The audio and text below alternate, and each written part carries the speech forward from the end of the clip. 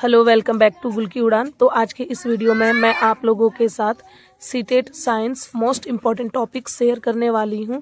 अब हमारे एग्ज़ाम में बहुत कम वक्त बचा है और आप लोग को पता है कि एग्ज़ाम डेट और सिटी भी आ गई है। मेरा जो एग्ज़ाम है 7 फ़रवरी को है और बहुत सारे लोगों की जो एग्ज़ाम है 8 फरवरी को भी है। तो मैं आप लोगों के साथ कितने कम दिनों में किस किस बायोलॉजी, केमिस्ट्री, फिजिक्स और ईवीएस से कौन कौन से टॉपिक पे ज़्यादा आपको ध्यान देना है, ये सारी चीज़ एक ही वीडियो में मैं बताने वाली हूँ। तो स्किप मत कीजिएगा और पूरे वीडियो को जरूर देखिएगा। सबसे पहले आपको पता है जो साइंस है 30 मार्क्स का जो पेपर आता है उसमें दो पार्ट में डिवाइड होता है, एक साइंस कंटेंट और एक साइंस पेडागोजी। जिसमें साइंस कंटेंट या आपका 15 से 20 मार्क्स के होते हैं और जो पेडागोजी होते हैं 10 से 15। मतलब कभी कभी 10 नंबर का भी क्वेश्चन पूछा गया है, कभी आपका 12, 13, 14, 15 ऐसा। तो मैक्सिमम 12, 13, 14 ऐसे ही पूछा जाता है और मतलब 10 से 15 के बीच आप मान कर चले। तो चलिए मैं आपके साथ स्टार्ट करती हूँ। सबसे पहले बायोलॉजी में आपको क्या क्या पढ़ना है, आपकी ह्यूमन बॉडी जिसमें ह्यूमन सिस्टम, हेल्थ, डिसीजेज वगैरह के बारे में पढ़ना है। फिर है फूड में न्यूट्रिशन और उसकी सोर्सेज कहाँ से है, वो फूड आपको किस किस सोर्स से मिलती है। लिविंग वर्ल्ड में सेल और उसकी क्लासिफिकेशन के बारे में आपको पढ़ना है। फिर से आपको माइक्रो ऑर्गेनिज्म के बारे में पढ़ना है, प्लांट के बारे में पढ़ना है, रिप्रोडक्शन के बारे में पढ़ना है और आपको एनिमल प्रोडक्ट्स के बारे में भी पढ़ना है। और जितनी भी मतलब लिविंग वर्ल्ड में आप तो देख ही रहे हैं, ये सारी चीज़ लिविंग वर्ल्ड के अंदर ही आते हैं। इन सारी चीज़ों के बारे में पढ़ना है और लाइफ प्रोसेस के बारे में भी पढ़ना है।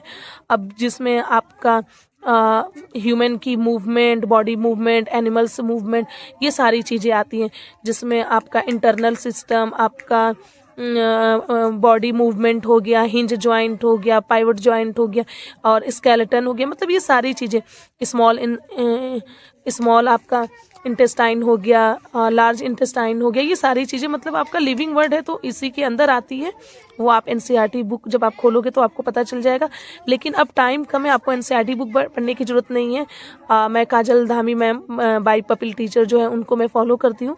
उन्होंने मैराथन भी करा रखा है। आप जाएं, अगर आपने कुछ नहीं पढ़ा है तो कम से कम आप उनका मैराथन वाला सेशन देख लें, जो कि 1 या 2 घंटे का है और 2 घंटे में आपको बहुत सारी बेसिक चीज़ें पता चल जाएंगी। क्योंकि अब टाइम बहुत कम है, आप बुक पढ़ने बैठेंगे तो बड़ी मुश्किल हो जाएगी। ओके। फिर है केमिस्ट्री, मटेरियल्स, उसमें जिसमें प्रॉपर्टीज ऑफ मटेरियल्स, फाइबर्स के बाद पॉलीमर्स हो गए, जिसमें एसिड और बेस जो है वो मोस्ट इम्पॉर्टेंट है। एसिड और बेस से तो हर साल रिपीटेड क्वेश्चन आते हैं, बार बार पूछे जाते हैं। तो आप एसिड बेस पे भी ध्यान दीजिएगा। हालांकि जितना भी मैंने लिखवाया सब इम्पॉर्टेंट ही है, वो मैं PYQ के एनालिसिस बेस पे मैं बता रही हूँ। State of matter, atomic structure, कार्बनिक एटम, ये सारी चीज़ें इनके अंदर आएंगी, ये भी आपका इम्पॉर्टेंट है। फिजिक्स में आपको मोशन पढ़ना है, किस टाइप का मोशन है, टाइप्स ऑफ मोशन, ग्राफ से भी क्वेश्चंस काफ़ी पूछे जाते हैं। जैसे इस टाइप के ग्राफ आपका दे दिया रहेगा, ये लाइन ऐसे बना दी गई रहेगी और आपको बता दिया रहेगा कि पूछा जाएगा कि ये कैसा मोशन है, यूनिफॉर्म मोशन है या नॉन यूनिफॉर्म मोशन है या एक्सेलरेशन इसमें क्या है। मतलब जिस टाइप की क्वेश्चन होगी वो सारी चीज़ें मोशंस के अंदर, फिजिक्स के अंदर आती है। और आपको फिजिक्स में ग्राफ वाले क्वेश्चन को भी ध्यान देना है, जो कि एनसीईआरटी में कई सारे क्वेश्चंस दिए हुए हैं। फिर से आपको फोर्स और फ्रिक्शन से भी कई बार काफ़ी सवाल पूछे जाते हैं, फोर्स और फ्रिक्शन से। फिर है आपका लाइट से भी काफ़ी ज़्यादा, लाइट की प्रॉपर्टीज़ क्या है, तो लाइट से भी बहुत सारे क्वेश्चंस पूछे जाते हैं। Light, shadow, reflection of light, refraction of light से। फिर से इसमें आपका मिरर शायद मैंने लिखा नहीं है, लाइट के अंदर ही आ जाता है मिरर से भी काफ़ी ज़्यादा क्वेश्चन पूछे जाते हैं, जिसमें कनकेव मिरर, कन्वेक्स मिरर से काफ़ी ज़्यादा क्वेश्चंस पूछे जाते हैं। और आपका हो गया मिरर के अलावा लेंस हो गया।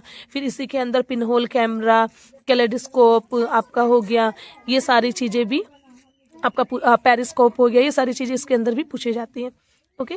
साउंड की प्रॉपर्टीज क्या है, उसका प्रोडक्शन क्या है, इलेक्ट्रिसिटी में circuit, magnetism, electric current, resistance, ये सारी चीज़ें आपका फिजिक्स में पूछा जाता है। आप इसे, मैं ऊपर की चीज़ें बता रही हूँ, किस किस टॉपिक को आपको कवर करना है, डिटेल्स आप जब जो पढ़ा रहा है आप वहाँ की वीडियो देख ले, काजल धामी मैम का देख ले, या फिर आप अगर एनसीईआरटी को फॉलो करना चाहते हैं तो फॉलो कर लें। लेकिन अब टाइम कम है एनसीईआरटी पढ़ने के लिए।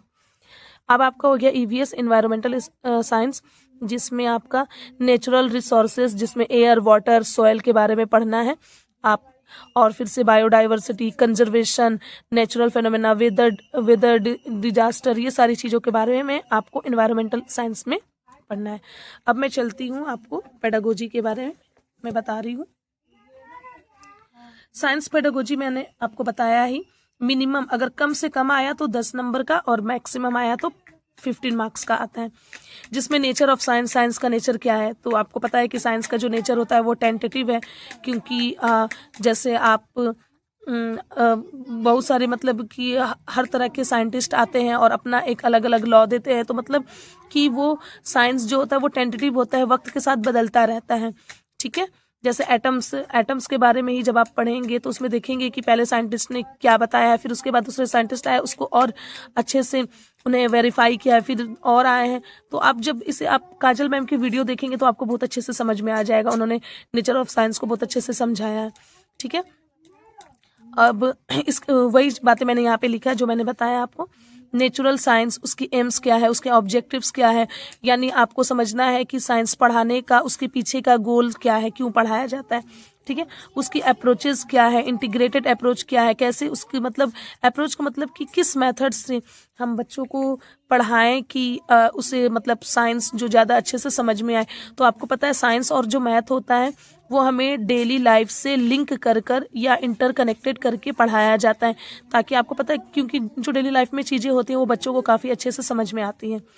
और पेडागोजी में ही आपका ऑब्जर्वेशन, एक्सपेरिमेंट, उसकी डिस्कवरी, ये सारी चीज़ें पढ़नी, साइंटिफिक मेथड क्या है, उसकी इंक्वायरी बेस्ड लर्निंग होनी चाहिए। जैसे हम बच्चे को ग्राउंड में ले गए और किसी प्लांट के बारे में बताया कि प्लांट कैसे निकलते हैं, या उनका रूट्स कहाँ पे होता है, या उनकी पत्तियों में क्लोरोफिल पाई जाती है, ये सारी चीज़ें अगर बताने के लिए, दिखाने के लिए, सीड फॉर्मेशन कैसे होता है, तो ये सारी चीज़ बताने के लिए आप अगर ग्राउंड में ले जाए, बागीचे में ले जाए और बच्चों को दिखाएं, तो कहने का मतलब है कि उससे बच्चों की इंक्वायरी बढ़ेगी, वो ग्रुप डिस्कशन करेंगे कैसे क्या हो रहा है, ये सारी चीज़ें होती हैं।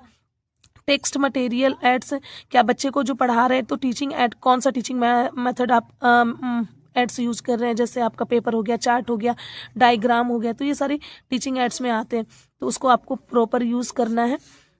इवेल्युएशन में आपका कॉग्निटिव इवेल्युएशन होना चाहिए, साइकोमोटर होना चाहिए, इफेक्टिव इवेल्युएशन होना चाहिए। ठीक है, और बच्चे की मतलब बच्चा मंदबुद्धि है या बहुत ज़्यादा गॉड गिफ्टेड है, उस बेसिस पे नहीं हमें करना है, या बच्चों को क्लास में ये नहीं कहना है कि ये तेज है या एवरेज है, मतलब कि उन्हें मतलब बच्चा कैसा भी हो उन्हें इंक्लूसिव एजुकेशन देना है और सारे बच्चों को एक तरह से देखना है।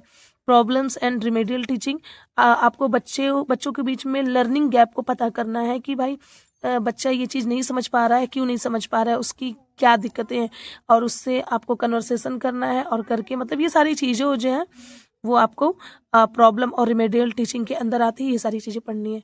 तो आई होप आपको इतनी बातें समझ में आ गई होंगी। तो हालांकि मैं प्रीवियस वीडियो में भी साइंस के मोस्ट इंपॉर्टेंट टॉपिक बताया था, मैंने सोचा फिर से एक बार मैं आप लोगों को बता दूं, ताकि अब तो एग्ज़ाम आज हमारा हो गया है लगभग 24 जनवरी, और हमारा 5 से 6 दिन इसमें और 6-7 दिन उसमें, लगभग 10 से 15 दिन बचे हुए हैं।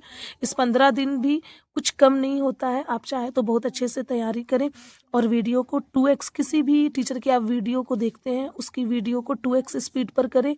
अगर आपको 2x स्पीड पे नहीं समझ में आता है तो पहले 1.5x स्पीड में देखें और उसके बाद रिपीटेड मोड में 2x स्पीड में देखें और समझें उन चीज़ों को। तो आई होप आप अच्छे से समझ गए होंगे। आज के लिए बस इतना ही, और लाइक एंड सब्सक्राइब करना ना भूलें, और आप टेलीग्राम चैनल ज़रूर ज्वाइन करें। Thank you so much.